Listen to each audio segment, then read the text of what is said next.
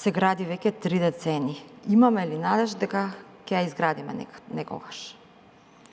Штом градиме во моментов, тоа е добро. Таа пруга е поделена на 3 секции. Првата е, тоа е коридорот 8, тој почине од Драч во Албанија. Така. Завршува Бургас Варна кај Црно море. Така.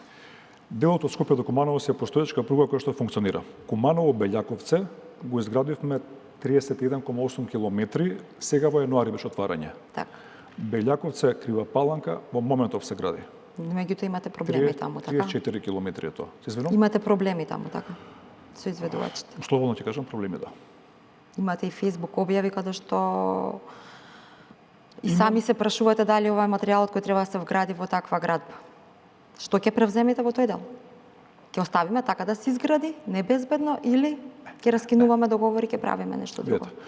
На оваа делница има компанија надворешна, странска, која што е платена со, мислам дека грант од Европска унија.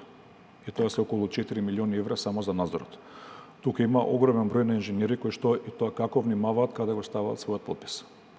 Она што јас во моментов го правам, каде што има позиции на неквалитетна градба, јас ги терам те да ги рушат.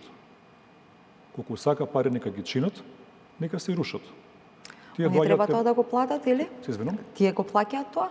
Тие, на нивна сметка. Добро. Оние доаѓаат со алтернативни решенија како тоа да го санираат, ја велам не. Кога оди некој во автомобил во салон за автомобили, купува нова кола, таа кола не била удрена па направена во сервис па пак да се плати пуста цена. И со оваа реторика јас им велам, се што е направено лошо, ќе се рушите. И тоа е нивна врска и сега веќе рушат. Нека позиција.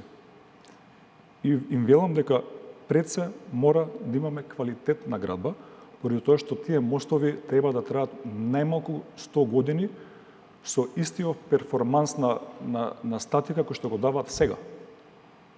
Така. Прогресот таму е околу 30%. Што е малку за тој период? Што е малку за периодот? До сега требаше да биде 50%, да бидеме искрени.